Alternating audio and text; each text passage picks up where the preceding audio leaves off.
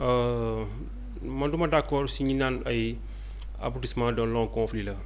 non parce que conflit amul woon en tout cas les 10 ans yi ñu nekk ci opposition yëpp conflit amul entre le président Ousmane Sonko et le président de la République Bassirou Diomaye Diakhar Faye conflit mosul am seen diggante ñoom ñaar en tout cas durant les 10 ans yi ñu nekk ci opposition bi je dis ça avec en le confirmant ndaxte yàlla dafa dogal en tout cas depuis fin 2014 ba au moment où je vous parle maa ngi nekk ci bureau politique national du PASTEF nekk ndaw bi njëkk a dugg ci parti bi kon fekkee lu bëree bëri ci parti bi màggee ci biir parti bi je te dis que conflit mosul am diggante le président Bassirou Diomaye ak le président Ousmane Sonko bon ñàkk nag gis-gis des fois ci ay points du ñàkk tout le monde entre en n'est-ce pas en désaccord très souvent ci ay discussions ci ay waxtaan ci ay réunions d'accord loolu day am mais conflit réel mosul am maintenant bu ñu toogee tey nag ba conflit am tey bi ñu nekkee ci nguur alors oui là day fait mérite ñu taxaw ñu seetlu parce que conflit mosul am pendant 10 ans ci opposition bi ngeen cheminer ensemble mel ni cere ak sow il a fallu ñu ñëw ci nguur tak conflit am ba egg fi mu egg am ampleur bi mu am oui une chose a changé wala am na ko changé wala am na lu bëri lu changé effectivement donc du ma d'accord ak ñi naan conflit bu yàgg la bu ñëw fii nii déedéet li yàggul maintenant man appréciation ma ci def dina xaw ute peut-être ak ñenn ñi parce que j'avoue que fan yi ñu génn wala weer yi ñu génn ci la lu bëri commencé de leer sama bopp lu bëree bëri muy yoo xamante ni peut-être dama ko seqoon waxtaan ak le président Diomaye mais comprendre ma ko woon mais c'est maintenant que je commence à comprendre beaucoup de choses parce que am na ci yoo xamante ne mu ngi xew ni d'une part avant lii jamono bi ñuy confirmer la candidature du président Diomaye jamono boobu noonu seqoon nañu ay waxtaan man ak moom te lu bëree bëri ci waxtaan yooyu dafa nekk di feeñ. mais mooy lu ci ëpp non lu ci ëpp nag c'était en prison. mais oui c'était en prison donc fekk na aussi ñu confirmer sa candidature donc am na waxtaan yu jotoon am mais comme je dis mënu moon comprendre que ni après lii lay doon mais c'est maintenant que je commence à comprendre beaucoup de choses te loolu ci li may yóbbu mooy dafa ma yóbbu ci benn conclusion bi mooy que le président Bassirou Diomaye Diakhar Faye il est à l'aise sur la situation il est à l'aise sur ce qu'il est en train de faire parce que dans sa tête ci man li ma jàpp du lu ko bett genre moom xamoon na ni situation bi ñuy dund nii tôt ou tard mën na ñëw il le savait il savait que cette situation qu'on est en train de vivre là ça pouvait arriver tôt ou tard je m'explique moo tax ñun des fois ku ci mel ni man déception bi ñuy xaw a am day ute ak ñenn ñi mës nañ toog di waxtaan ma ni ko mais président d'après les échos yi ma am jóge ci biti il paraît que le doyen Habib Sy dafa d'accord pour que Ousmane Sonko def ko le candidat à condition bu ñu dawalee 6 mois mu démissionner bàyyi Ousmane Sonko ñëw ma ne ko si tel est le cas et que aujourd'hui Ousmane Sonko yow la tànn na la ba pare est-ce à dire que yow da nga def 6 mois après nga bàyyi ko moom mu ñëw ou bien tu fais un mandat nga bàyyi ko moom mu ñëw question naturelle mu ne ma écoute si le président Ousmane Sonko m'a choisi c'est parce que dafa jàpp ni gëm na ni j'ai les capacités pour diriger ce pays et donc effectivement damay nekk su ma falee def ma président je compte diriger ce pays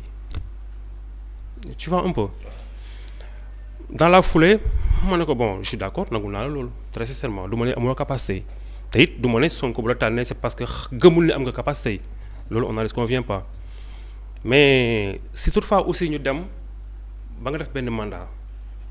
président Sonko bëgg a ñëwaat est-ce que kon problème du am nu muy demee ci yéen ñaar la réponse bi ma servir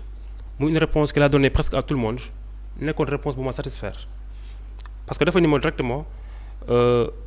bés bu ma demee ba politique nar maa jaxase ak Ousmane Sonko ma bàyyi politique voilà question bi ma jox mu nekkoon question bu dal sama xel parce que quand je lui ai dit d'accord naa da ngaa fas yéene gouverner da nga fas yéene nekk président bi nga war a nekk ndax Sonko wóolu na la ba tànn la mais après un mandat qu'est-ce que tu vas faire si Sonko veut revenir qu'est-ce qui va se passer il me dit suma politique naa lay boole Ousmane Sonko ma bàyyi politique kon ma gëm ni ça va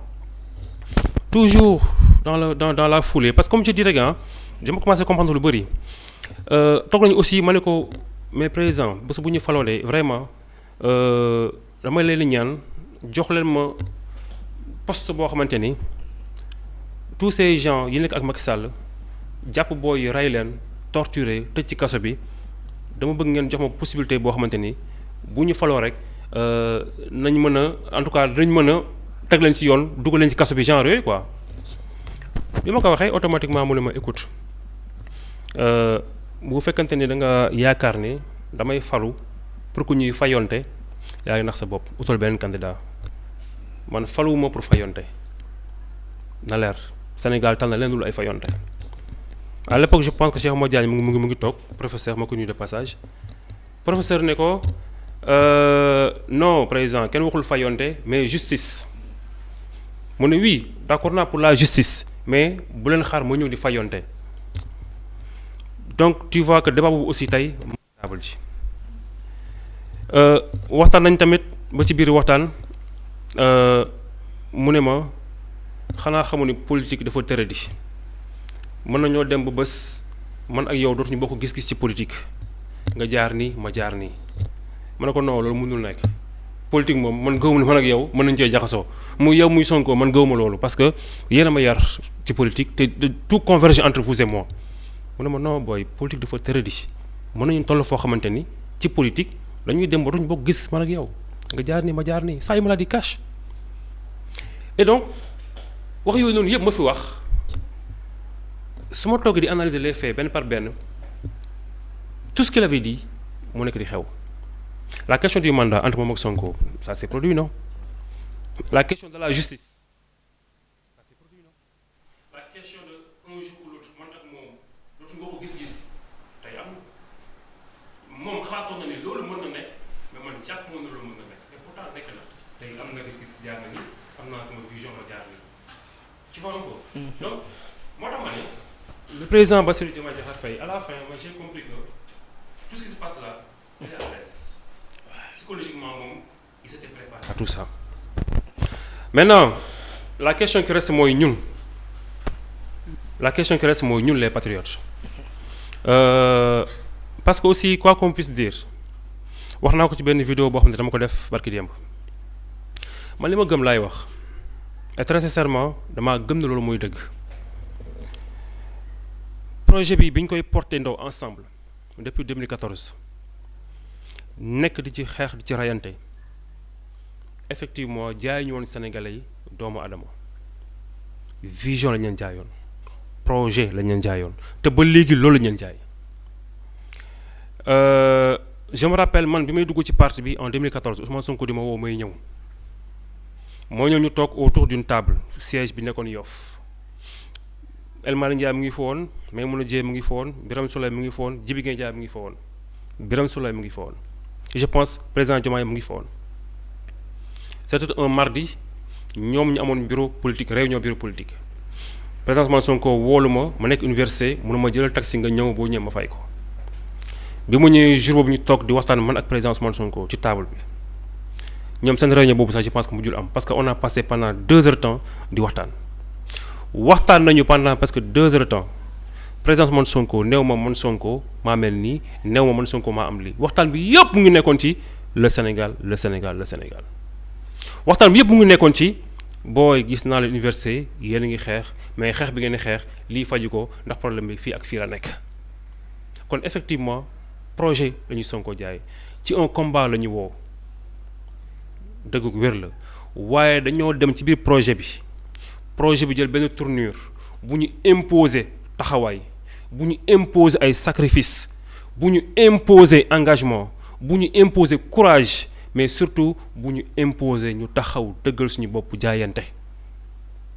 mais bi projet bi demandé tout ça ma fi lim léegi nii Ousmane Sonko da cee am taxawaay bu mucc ayib taxawaay bu dem ba mënatu ñoo xàmmee jëmmi Sonko ak projet bi ci sacrifice yi mu def ci bu mu ko laajee sans hésiter te fépp fu mu sacrifier boppam ak lu bokk ci moom rek jël na intérêt projet bi teg ci kanam ci taxawaay ci combativité bu mu am ci courage bu mu am ci bépp acte bu mu posé bu ñëpp nawlu rek jël na intérêt projet bi teg ci kanam ba ci bi muy tànn le président actuel Bassirou Diomaye Diakhar Faye ba mu koy tànn dafa jël intérêt projet bi teg ci kanam fàtte moom jëmmam Ousmane Sonko fàtte ay sacrifice am fàtte ay combat am fàtte bëgg-bëggam xeexam pendant 10 ans pendant 10 bonnes années mu gestu mu ne ko sawaay kaay nga jiitu parce que il faut sauver sa projet kaay nga jiitu parce que il faut sauver sa projet ñëwal nga doxal on se range derrière toi et pourtant instant T boobu noonu Macky Sall mu ngi nekkoon ci bëgg entamer ay négociations ak Ousmane Sonko à l'époque bëggoon pousse élection yi Ousmane Sonko a refusé catégoriquement qu'on touche la date des élections parce que gëmoon na ni instant boobu noonu lenn kese moo mënoon a génnee xale yi ci kaso yi mooy que Pastef gagne les élections et pour qu'on gagne des élections il faut d'abord qu'il y ait élection et que pour Ousmane Sonko il était inadmissible que xale yi defaat une seule seconde ci kaso bi waxuma la ak jour wala at bu ñu war a pousser élection yi il fallait taire nos égos taire nos ambitions taire lépp lu ñu bëggoon def sacrifice sur nous-mêmes sauver ce projet dem élection gagné génn ndaw ñi ci kaso bi mais libérer Sénégal ak Sénégalais yi et voilà le pourquoi Ousmane Sonko dëxëñ lépp lu nekkoon ci moom na ko saa waay jiitul parce que boo yi waratuñoo toogaat ci kaso bi benn fan waxuma la ak 1 an encore parce que bu ñu poussoon élection yi dañu waxoon dem encore 1 an Sonko a préféré oublier faire un oubli sur soi jël ko moom jiital ko te bi mu koy jiital jiitalul Bassirou Diomaye jëmm ji projet bi la jiital kon bu ñu toppee boobu liñ ci Ousmane Sonko depuis opposition ba instant bi muy tànn Bassirou Diomaye personne n'a parlé de personnification personne n'a parlé de messianisme alors pourquoi ñu dem ba nga toog ba installé wu ba lépp normal ba lépp nickel Sonko ba woon dara soppeekul ci moom ba nga xamoon dem moo nekkaat tey nga bëgg koo soppi bëgg ko tuddee neneen bëgg ko gisee neneen pourquoi parce que tu veux assurer tes ambitions ça pose problème moo tax ma ni dañoo jaay Sénégalais projet mais projet bi ki nga xamante ni moo koy incarné daf ci am taxawaay bu dem ba jëmmam ak projet bi mënatoo ko taxale taxawaay bi lim naa ko léegi nii Ousmane Sonko en 2021 fi lañu taxaw ñu ne Macky Sall il suffit d'un claquement de doigts de Ousmane Sonko ndaw ñi génn ko ci palais bi en 2021 si vous vous rappelez bi ñu jàppee Ousmane Sonko yóbbu ko section de recherche dëkk bi tàng jër il suffisait que Sonko ne na waa ji génn ci palais bi waa ji génn ci palais bi qu'est-ce qu'il a dit bàyyi leen ko mu eggali ndax bu ngeen ko fa fekkee day nekk un précédent dangereux te baaxul ci réew mi kooku jiite na réew mi et pourtant ça aurait été un autre président candidat un autre opposant dans un autre pays africain danaan la génn ci kaso bi on a vu des gens qui l'ont fait il a dit laissez-le terminer son mandat ndaxte bu ngeen ko fa fekkee day nekk un précédent dangereux il l'a dit même sacrifice boobu mu def teg intérêt réew mi ci kanam la répété waat wax naa ko léegi ba ñu waree tànn un candidat kon kooku yow yuuxuwoo messianisme ci opposition yuuxuwoo personnification du projet ca opposition yuuxuwoo ko ca ba mu lay tànn bañ na ko sax ba bañ la tànnee pour ñu campagne la nga gagné sax il a fallu ñu ne Sonko mooy Diomaye Diomaye mooy Sonko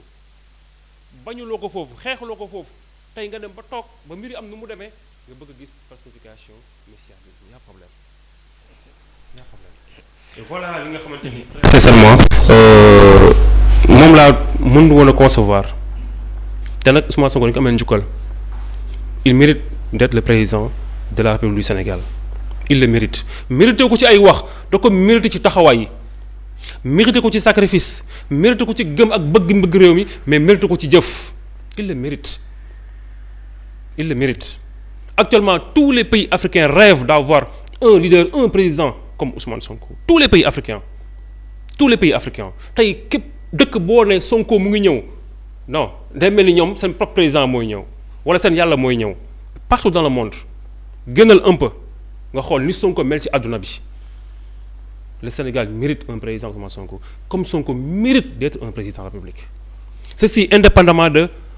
follow maag fii la xari jaar fii la musi jaar il le mérite dañu ko jox yàlla tax li ko yàlla def dañu ko nangu rek.